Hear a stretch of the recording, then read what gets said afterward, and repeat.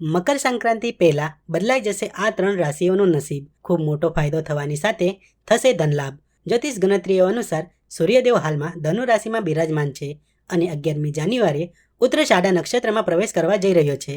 રાશિ પરિવર્તન પહેલાં સૂર્યનો નક્ષત્રમાં પરિવર્તન ખૂબ જ ખાસ માનવામાં આવી રહ્યું છે.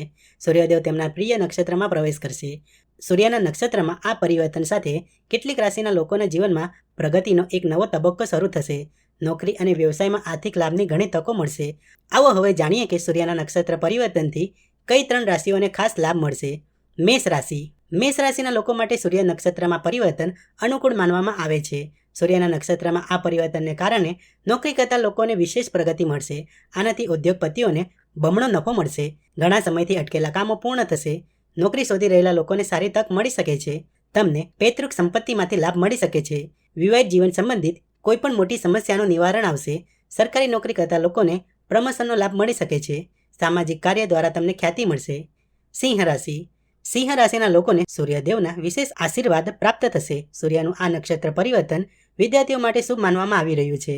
સ્પર્ધાત્મક પરીક્ષાનું પરિણામ તમારા પક્ષમાં આવશે. વ્યવસાય કરનારાઓને વધારાનો નફો મળશે.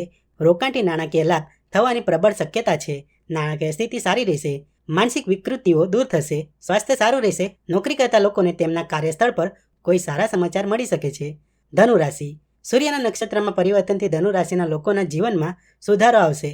નોકરી કરતા લોકોને પ્રમોશનનો લાભ મળી શકે છે. ક્યાંક ફસાયેલા પૈસા અચાનક પાછા મળી શકે છે.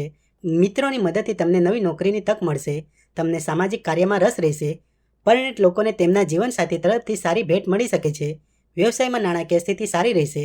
તમને પૈતૃક સંપત્તિમાંથી લાભ મળી શકે છે.